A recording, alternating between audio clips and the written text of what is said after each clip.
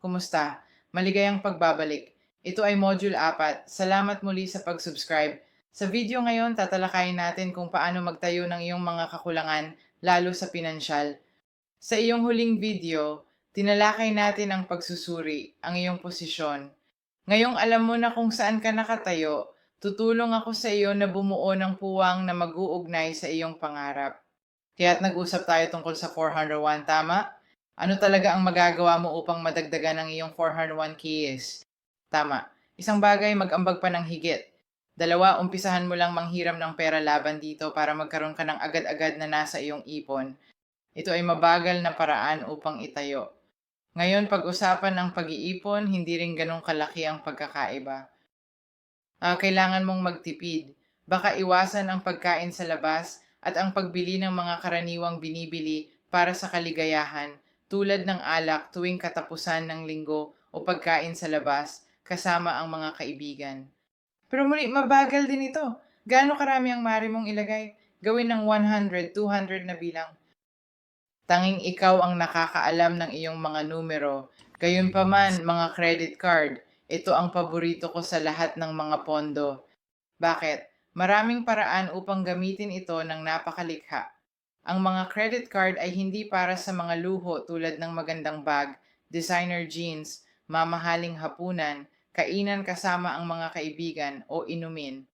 Pwede kung may pambili, hindi kapag nagpapalaki ng portfolio at nagdadagdag ng net worth.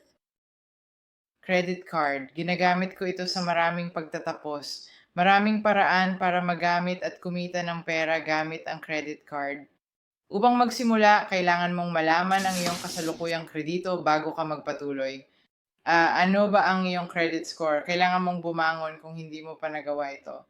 Gumawa ng isang account sa Credit Karma.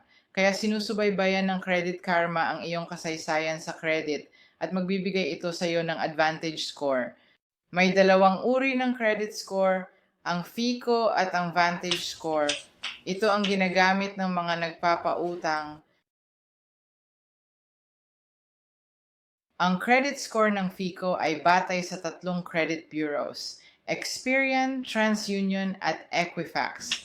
Kailangan mong magkaroon ng mga credit bureaus na ito para sa iyong credit score.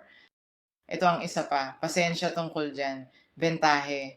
Hindi sigurado kung paano ang pagkakabahagi ng Vantage score, pero sa tingin ko ito batay sa 5 mga bureaus. Hindi ko matandaan kung alin ang mga ito, pero dapat mong malaman na ang Credit Karma ay gumagamit ng maraming Vantage score. Maniwala ka man o hindi, hindi sila masyadong kaiba sa FICO. Depende sa bangko, ilang bangko gumagamit ng FICO, iba gumagamit ng Vantage score. Ang pangunahing pagkakaiba ng dalawang ito ay ang Vantage score ay magiging maliit ng mga 10 hanggang 15 puntos. Kaya't mag-assume tayo ng isang halimbawa. Kung meron kang isang credit score na 620 bilang Vantage score, Credit Karma, at FICO ay magiging nasa 610 o 630. Malapit na ito. Hindi magbibigay ng garantiya sa iyong score, pero nagbibigay ng ideya kung saan ka nakatayo at sa palagay ko sapat iyon. Yun na ang lahat para sa Credit Karma. Ngayon alam mo na ang credit score, gawin ito para sa sarili. Turuan mo ang mga kaibigan at mahal sa buhay na gawin ito. Lahat dapat malaman ng kanilang credit score nang hindi kailangang magbayad ng 0.01 sa serbisyo. Kung may credit card ka, ang ilan sa inyo ay nag-iisip na maaari nilang gamitin ang itinuturo niya sa amin para magpatayo ng kredito. Pwede ka ring nasa posisyon na sinasabi mo, wala akong credits. Paano ako magsisimula? Huwag mag-alala, ituturo ko kung paano gawin yon. Tututukan natin ang mga user na may kredito. Kung mayroon kang isang credit score na nasa paligid ng 620 hanggang 750 plus, ganun ang mga bagay, ang magandang balita ay maaari mong ito'y mapataas sa loob ng hindi hihigit sa 2 linggo. Para gawin ito, buksan pa ang mga credit card. Alam kong labag sa kalooban ng karamihan, pero buksan pa ang higit pang mga credit card. Ang mito tungkol sa credit card ay kung magtatanong ka sa isang aplikasyon, posibleng magkaroon ng investigasyon at bumaba ang iyong kredito. Totoo yon, ito ay bababa ng 1 to 2 puntos. Malaking bagay, tama? At isang trick na hindi alam ng karamihan ay kung bubuksan mo ang Duoy Sutri credit card sa isang araw, hindi agad ito madedetect ng credit bureau. Malaki ang tsansa na bababa ang iyong kredito ng hindi hihigit sa 5 puntos sa isang araw, may average na 2 puntos bawat card. Tama, kapag binuksan mo ang mga card na yon sa unang araw, ang iyong credit score ay bababa ng 5 o 6 na puntos. Tama ba ito talaga o may iba pang epekto? Gamitin na lang ang slides para sa video. Sigurado narinig mo na ang credit utilizations. Karamihan sa mga kumpanya ng credit card ay gusto na ikaw, bilang isang gumagamit, ay may hindi hihigit sa 20% na utang at revolving credit. Sa pamamagitan ng revolving credit, ibig kong sabihin ang mga credit card. Kaya kung mayroon kang kabuuang credit line, isang kabuuang credit line na nagkakahalaga ng $10,000 at kasalukuyang pag-aari mo ang 2,000 mula sa kabuuang 10,000, ibig sabihin nito ay naabot mo na ang 20% na iyon. Kung tataas ka ng higit sa ito, bababa ang iyong credit score. Ngunit sa kagandahan ng pagbubukas ng higit pang mga credit card, sabihin na nating lumipat ka mula sa 10 hanggang 20,000 lahat sa isang araw, ngunit mayroon ka pa ring utang na 2,000. Sa ganitong paraan, magiging 68 na salita ang kabuuan ng teksto.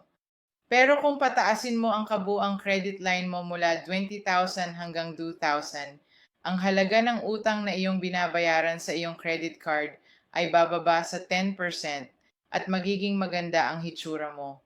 Ano ang mangyayari sa iyong credit score?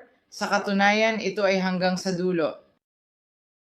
Kapag binuksan, bababa ito sa araw 2-3 puntos. Bigyan ng isang linggo o dalawa, tataas credit score ng 10-20 puntos, depende sa dami ng credit cards na maaprubahan sa parehong araw.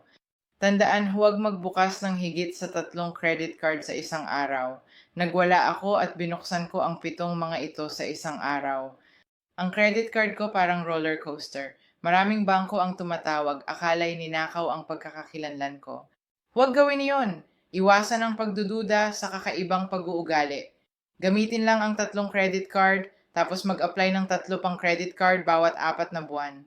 Yan ang paraan para mapalaki ang iyong credit line at credit score ng epektibo. Ngayon, hindi doon natatapos ang magandang balita. Ipapakita ko sa iyo kung paano makuha ang pera mula dito. Ngayon, ang hack na ito natutunan ko sa aksidente, hindi alam kung ano ginagawa ko, kailangan ko talaga ang tulong ng kapatid ko. Merong isang serbisyo na tinatawag na Venmo. Ito ay pag-aari ng PayPal, ay maaari mong i-download ang aplikasyon. Ang Venmo ay tulad ng Facebook para sa pera, kaya't lahat ay konektado sa isa't isa sa platform na ito. Depende sa bangko na meron ka, at maaari kang magpadala ng pera, mag-wire ng pera agad mula sa isang tao papunta sa iba. Kaya't totoo, may bank account ako at isa akong credit card na naitala bilang bahagi ng mga pagbabayad na magagamit ko kapag kailangan ko magbayad sa sino man. Ang kapatid ko humihingi sa akin ng $300 o kahit ano para ayusin ang isang bagay na nangyari sa apartment na inuupahan ko sa kanya. Inakala ko na kung magpadala ako sa kanya ng tseke, hindi agad niya makukuha ang pera. Ginawa ko iyon sa pamamagitan ng Venmo. Nagpadala ako sa kanya ng $300 gamit ang aking credit card sa maliit na bayad. Naniniwala ako na ang Venmo ay nagpapataw ng 3% kung hindi ako nagkakamali. Maaring magbago ito sa oras na pinapanood mo ang video. At automatiko nakapagbigay ako sa kanya ng $300 mula sa isang credit card na mas maganda kaysa sa pagkuha ng tseke para sa mga cash advance na may higit sa 20%. Mas gusto ko magbayad ng 3% kaysa sa 20-something% sa credit card. Matapos ko matutunan ang trick, sinimulan kong kunin ang mas malalaking halaga ng pera para mas maraming cash sa mga bank account at madaling makuha para sa pagbili ng property. Sa Venmo, kapag nag-set up ka ng iyong unang account, kailangan magsimula ng mabagal, $300 at isang linggo o dalawa, marahil, at pagkatapos maraming transaksyon, pwede kang magpadala ng pera sa iyong asawa, isang mabuting kaibigan na ibabalik ang pera. Kapag naset mo na ang account na iyon at nagawa mong gamitin ito, madalas sabihin ko sa loob ng 3 linggo o ganoon, maaari mong taasan ang limitasyon sa paglilipat ng pera hanggang $3,000. Maaari kang kumita ng $3,000 kada linggo. At kung iyon ay pinalalaki mo ng apat na linggo sa isang buwan, maaari kang kumita ng $12,000 mula sa iyong credit card. Sa loob ng isang buwan, sapat na pera ito para sa down payment. Sapat na pera para sa closing cost, anumang mga serbisyo na kailangan mo. Ako, nagpapalit ka ng bahay, bumibili ng mga kagamitan sa konstruksyon, at iba pang bagay na katulad nito, kailangan ng cash bago pa. Ngayon malamang na iniisip mo, paano ito makakaapekto sa aking credit o bababa ang iyong kredito? Akala ko ang punto ay tulungan kang makakuha ng sapat na salapi ng maaga at makabili ng mas maraming real estate. Sa pag-isara mo sa sana, magsisimula ka ng makakuha ng upa, bayaran ng credit card o mortgage gamit ang renta o kitain. Curious ka kung anong uri ng credit cards pwede mong gamitin? Gagawa ako ng isa pang module at ituturo ko kung paano mag-apply at makakuha ng pinakamagandang benepisyo mula dito gamit ang bonus points at iba pa. Kaya manatili kang nakatutok. Ngayon, ang susunod kong paboritong site ay isang lugar na tinatawag na Plastic. Kaya maglo-login ka sa Plastic. Ang Plastic ay kumakatulad ng isang uri ng bangko para sa iyo. Ito'y isang mahalagang bagay na dapat tandaan. Maybe nabayaran nila ang mga cheque sa inyong ngalan.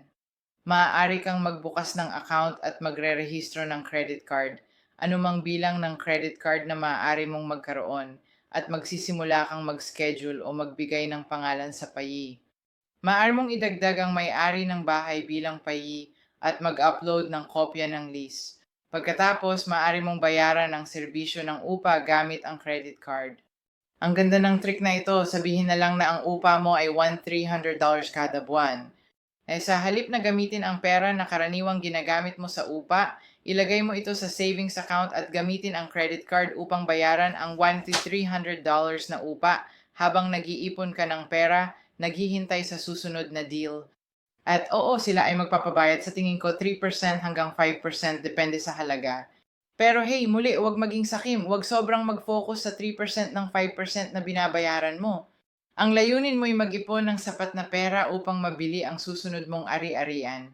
Kapag pinanood mo ang susunod kong module, ituturo ko sa iyo kung paano gamitin ang mga credit card para makakuha ng sign-up bonus points at gamitin ang pera bilang cashback o mileage para sa paglalakbay o pagtingin sa iba pang property na magagamit mo.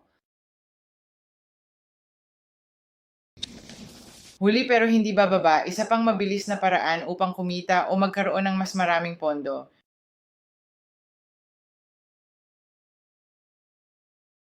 Mga lender, alam ko na ang pakikipag-ugnayan sa mga nagpapautang ay hindi laging masaya. Kailangan ito ng maraming social skills, public speaking, at para sa karamihan sa atin, hindi tayo gaanong bihasa dito. Karamihan sa atin gusto manatili sa comfort zone, makipag-usap sa mga kaibigan, real estate negosyo sa relasyon. Kaya kailangan mong matuto kung paano makisalamuha sa mga tao. Kaya para sa iyo na lumapit sa mga nagpapautang ay pumunta sa mga lokal na RIAs. Kahit maniwala ka man o hindi, ang lokal na RIAs ay hindi lang para sa mga mamumuhunan sa real estate. Maraming hard money lenders ang dumadalo at maraming lenders rin ang talagang dumadalo. Nakilala ko ng choir na nagpapautang, na patuloy kong nakakausap sa email matapos ang unang pakikipag-ugnayan na yon. Kaya kung hindi mo alam or natatakot kang magsalita sa publiko, kailangan mong magtrabaho doon. Walang madaling paraan, pero maaari kong ibahagi ang ilang mga tool at mga programa na maaari mong gamitin. Pwede mong gamitin ang iyong cellphone. Kahit gusto mo o hindi, marami sa atin ang mahilig mag-selfie. Gamitin ang telepono para tumulong sa iyong paglago, hindi lang sa pagkuha ng mga selfie.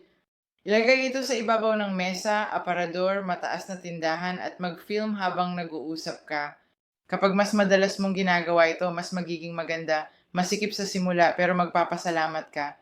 At kung ang mga cellphone ay hindi sapat, gusto mo ng mas maraming pakikipag-ugnayan sa tao, maaari kang pumunta sa isang programa na tinatawag na Toastmasters. Ako ay tunayway na mahiyain na tao at walang problema sa pagiging mag-isa, simpleng nag-iisa sa aking sariling mundo. Napagtanto ko na hindi makakatulong sa akin na makarating kahit saan. Toastmasters nagbago ng aking buhay. Sa Fifth Estado, kailangan mong pumunta online at mag-type ng Toastmasters sa mga kabanata. Inisip ko na ang website nila ay toastmaster.com pero huwag mo akong i-quote tungkol dito. Sa Google search makikita. Meron silang lokal na kabanata sa iba't ibang dako, paaralan at trabaho mo. Naranasan ko ito sa trabaho. Ang paraan ng pagtatrabaho ng Toastmasters ay may mga module na tutulong sa iyo na palakasin ang iyong kasanayan sa pagsasalita. Hindi ka nakatayo sa harap ng mga estranghero.